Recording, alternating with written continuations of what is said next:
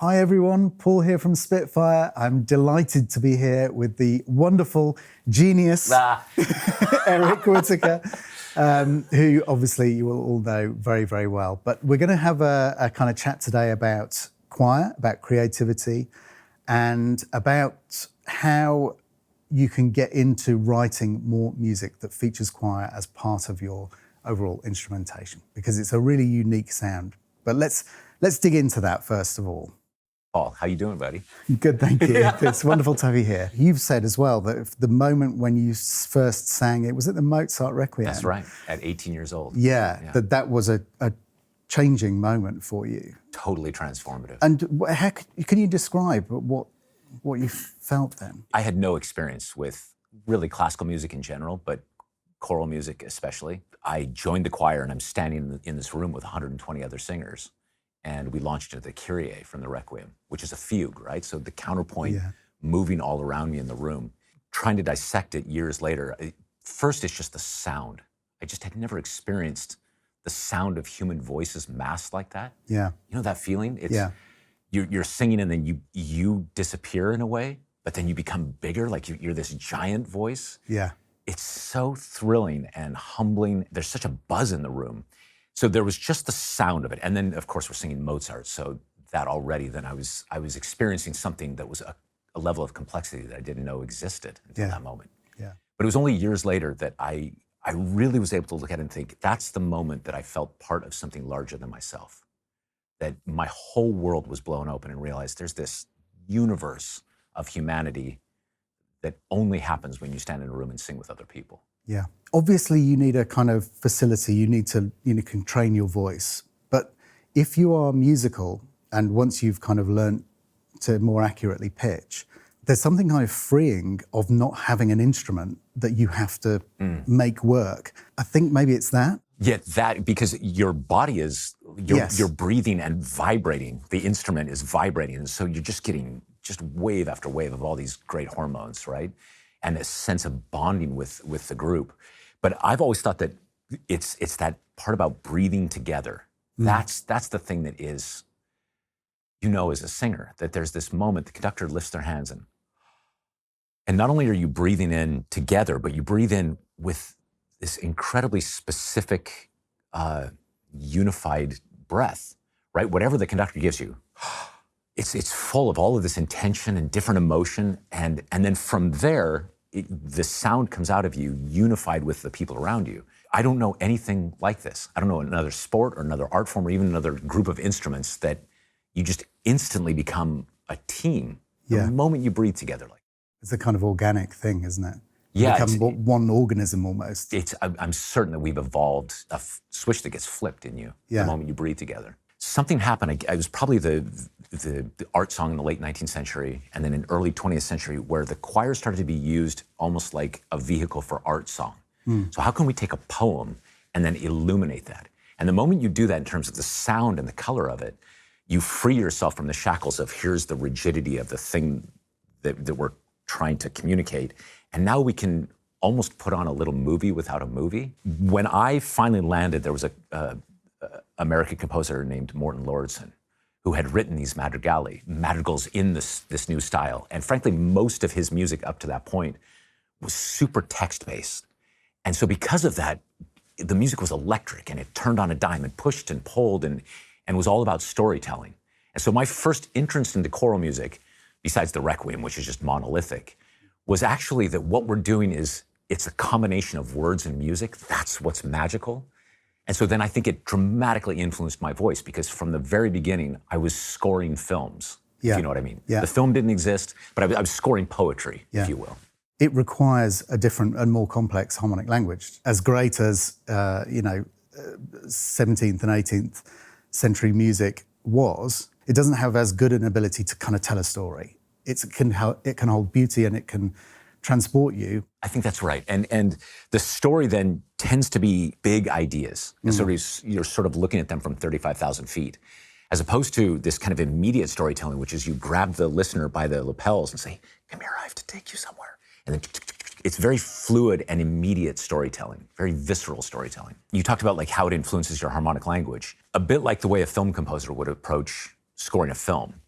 your style is going to change based on what you're seeing on the screen, right? You're not just always going to write the same kind of music and just lay that on top of a thing. It might be influenced by the time that it's in, or by the dramatic action that's happening, or the characters, the writing.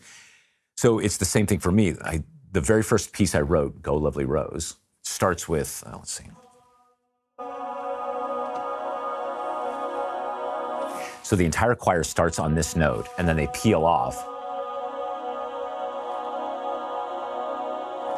Now, the harmonic language, it's this sharp 4 Lydian thing and this kind of dense cluster. But all I was thinking was, how do I musically paint the idea of a seed, this rose, taking root and then growing out of the ground? So it gave me permission to explore this harmonic language that I don't think I would have come to just if I were sitting at the piano playing. And then every decision that gets made in that piece and most of the pieces I make are based on what are the words that I'm trying to paint? And then that gives me this freedom in my harmonic language. And sometimes not even freedom, like actual ideas. It's a dance. So it suggests a thing that I normally wouldn't do. But because the words are offering that, then I'm liberated in a way. In fact, so right from the very, very beginning, it was words that were driving your choices, creating with clusters and with tension and very close harmonic movements. It feels like it's something that works particularly better with the voice than it does with any other instrument almost, because what is it that makes the voice different in that way? Why is it that it doesn't become congested? I've asked myself this many, many times. Somehow voices, I don't know what is happening. There's a cloud of overtones that's produced that it's magical. I have this very poetic, half-baked theory that what's happening is that the voice it's our spiritual fingerprint. No two voices are alike. I also think that's why it's so damaging to tell someone that they can't sing. All you have to do is hear that once, and it's not like saying you don't have a good voice. It's really like, that's an arrow to the core of who you are. That fingerprint then not only is who you are, but everything you've lived. So for instance, when I listen to Ella Fitzgerald, I feel like I can hear the years and years of her childhood on the road, her struggles, her victories, like you hear that in every turn of phrase, somehow in the voice itself. Maybe we've evolved to hear those microscopic emotional cues back and forth. And when you mass them together, I find that doesn't get lost. Actually, what happens is it's synergistic. The sum is greater than its parts. And you get this overwhelming terabytes of emotional information being downloaded to you, right? Yeah. And I found that even with the samples, like when I just play this now, I know all these singers. Yeah. So for me, when I play that, I don't just hear, what I hear is those 6 sopranos and altos. I can see their faces. I kind of can feel their histories. And what I'd like to think then is something is happening in the shimmer of that is speaking to the most primal part of who we are, because we've evolved to hear that language. Yeah. People talk about micro expressions and things like that these things that are almost too fast to perceive, but that you instinctively absolutely see them. Yeah. And it's completely logical that we would have the same thing in the sound that our bodies produce. There must be something there, because there's just no question. You could hear a certain singer sing something and it just brings you to tears. Yeah. And it's just a song, but they're somehow painting this incredibly complex, sophisticated poetry in real time directly into your heart.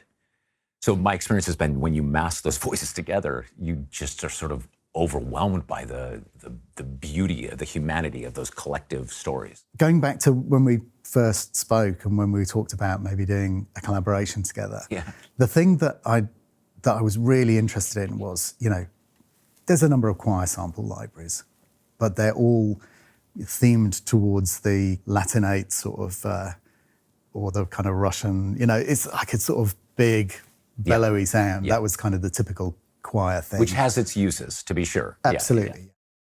But the thing that wasn't represented was precisely what you're describing. And it was that, I think it's a combination of the singers that you have worked with, that you've put together as an ensemble. You gravitate towards certain people's sound. Yeah. And then that's the combination that you put together. It's actually like the choral tradition, the choir master would select, recruit people to create their sound. There's also a number of artistic choices that you've made historically as well. In terms of things like vibrato, how would you instruct the singers in terms of their vibrato when they're singing together and things? Super interesting. So as you know, the British tradition generally is, probably because for 600 years it was boys and men, and it's only more recently been women and men.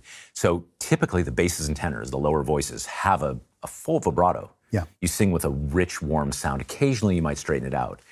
But then as you get to the altos, and especially the sopranos, they've just got that almost glass-like laser tone, no vibrato.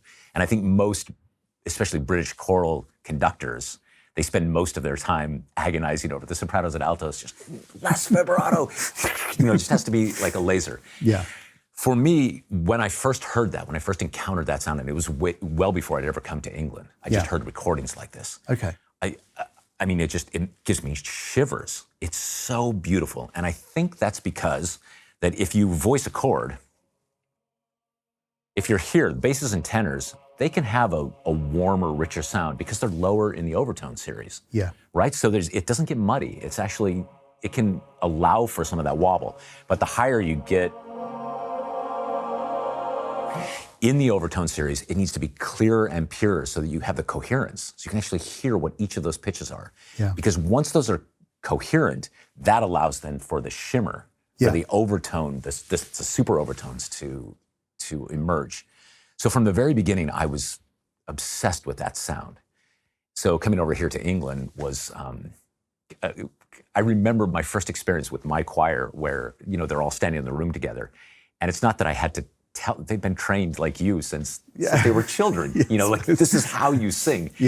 And I always felt like suddenly my job was somebody had given me the world's greatest racehorse, and I was just supposed to like get on it and hold on for dear life. That was my job, and then occasionally encourage it. That's great. Keep going. Keep going.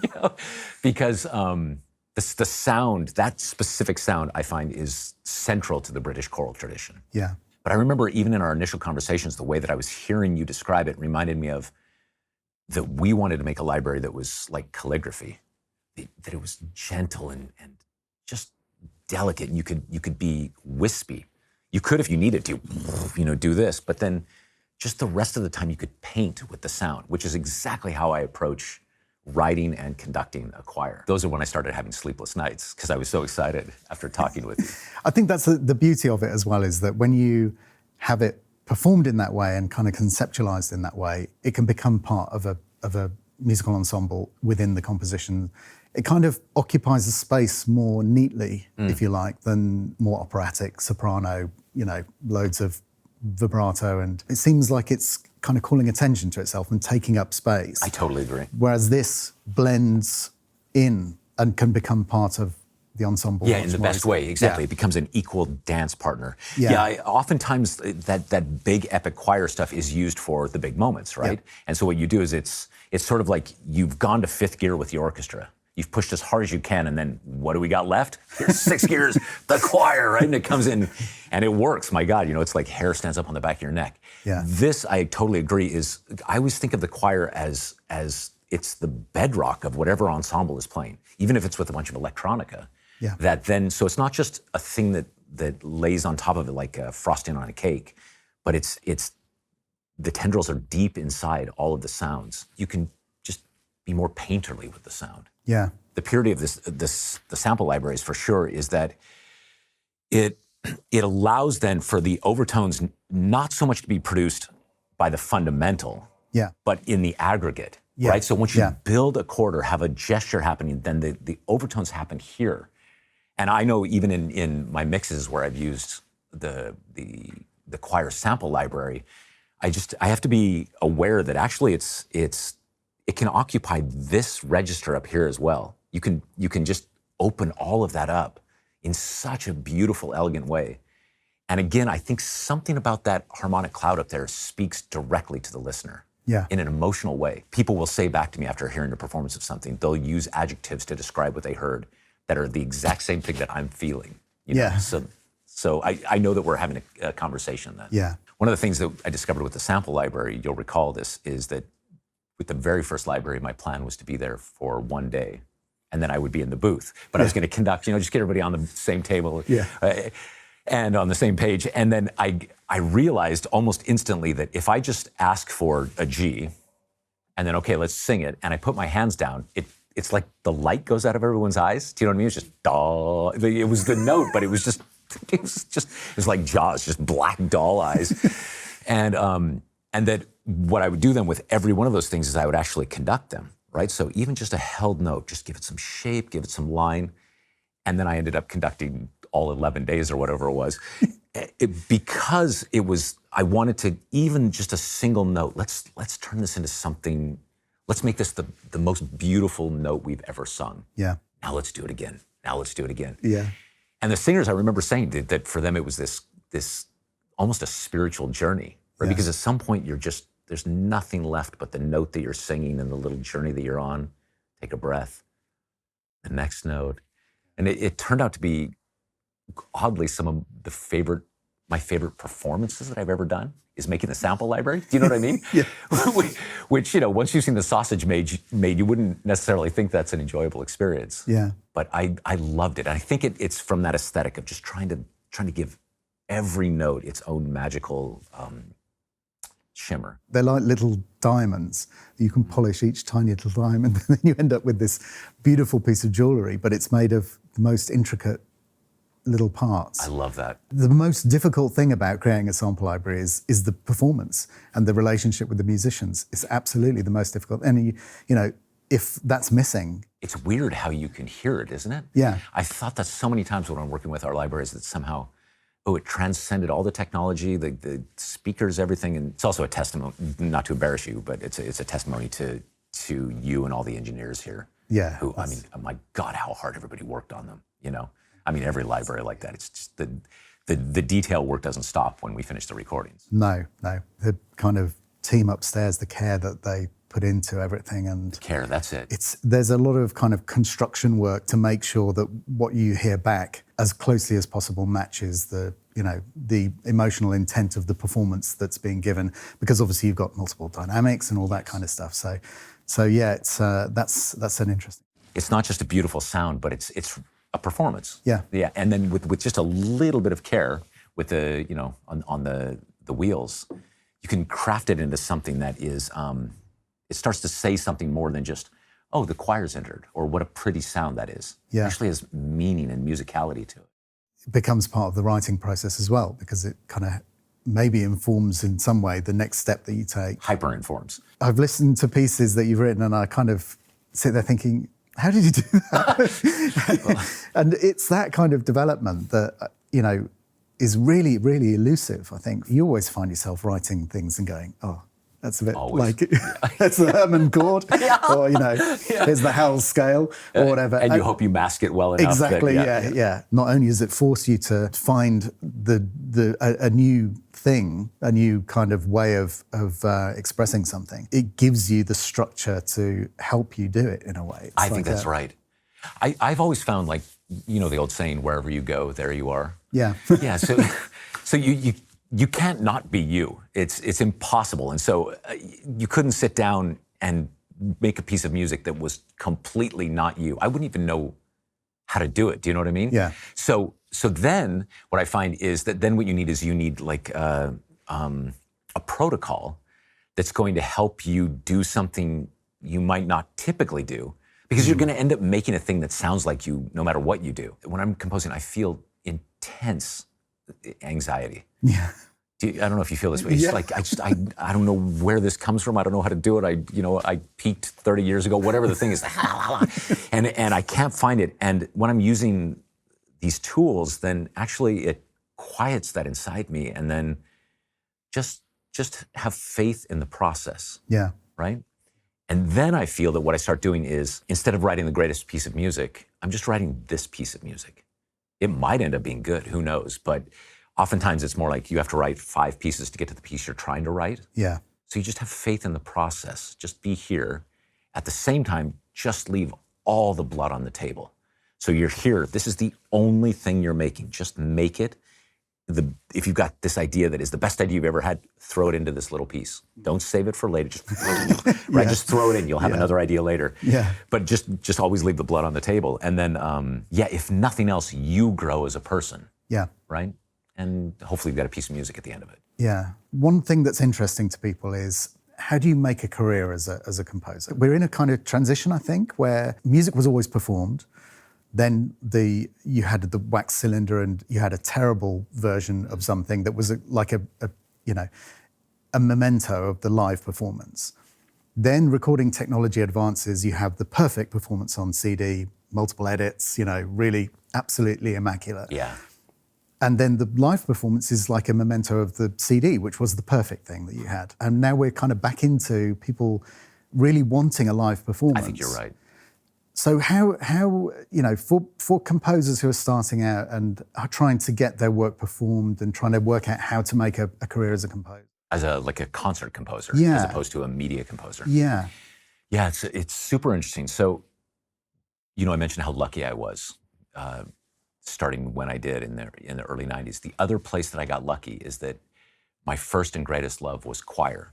And the reason I got lucky is because there are thousands and thousands of choirs, right? Right. And every choir has at least 16 people in it, maybe 20, sometimes 100, maybe 200 people. So there are so many people who are actually singing.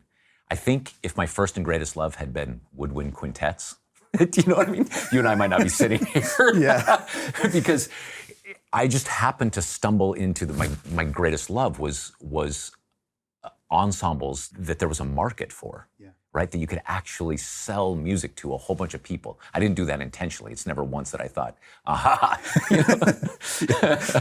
I know where to, and then I got lucky twice, because the other genre that I stumbled into early on was concert bands. So in America, I'm not sure how they are. I guess there's brass bands here. We have brass bands, yeah. In America, in Japan, in Australia, concert bands are huge.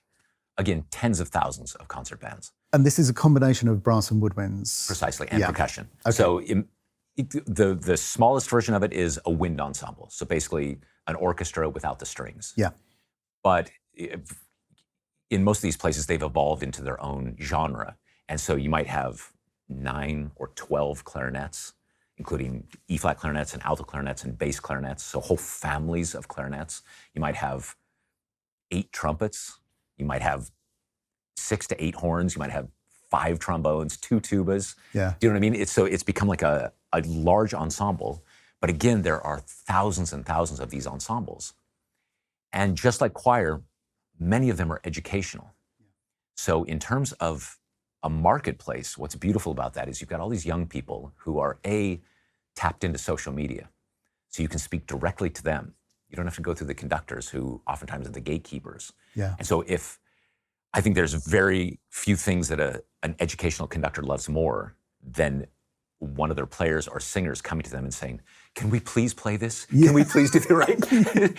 So you can speak directly to those young people. And if they get excited by it, then of course, everyone in the ensemble is going to get excited by it, and then you've got a better chance of playing it. Yeah.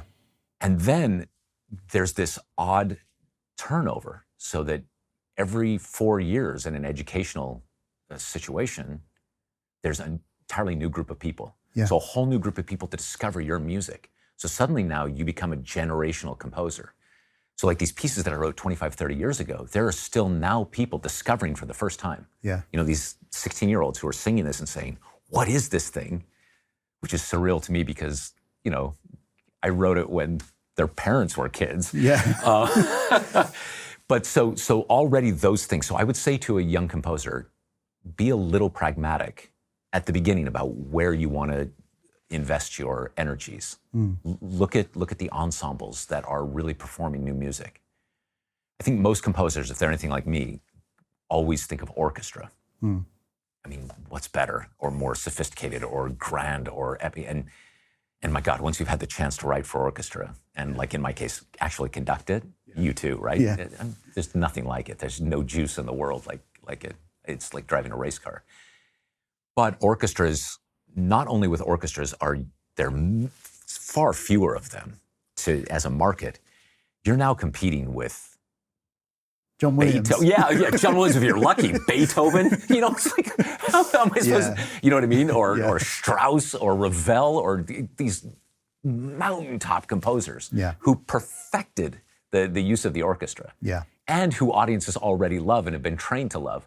So you've got a real uphill climb to make any inroads with that ensemble. It doesn't mean you shouldn't go for it, but I think that's the first part for a composer. The next thing then is this will sound a little rah-rah, but I don't mean it to, which is that nothing cuts through the fog like authenticity. Yeah. Nothing.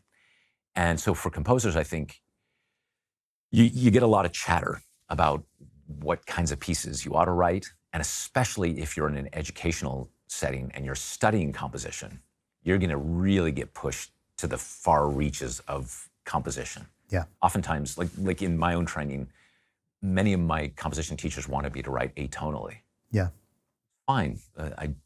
Nothing against atonal composers or atonal music. It's just not in me. I don't even understand it. And I think had I not been so stubborn, I might have really heard that and done that. Do you know what I mean? Yeah. And I would have lost my own voice, what it is I have to say. Because ultimately what we're talking about is sonic philosophy. Yeah. Right? Here's how I feel about the world. And so for composers, I would be really strong about, here's the music I actually love. I always thought of myself as making the Spotify playlist that for myself that didn't exist, right? That's what I'm trying to do, is just like, here's the collection of music I wish was out there, but isn't. Rarely do I succeed. But if that's the thing, if you're trying to make music that you listen to and you're like, oh my God, that moment is just, I could die in that moment, then there's a good chance that other people are going to feel the same way. Yeah. Connecting with, well, getting out of your studio for a start and connecting with other musicians.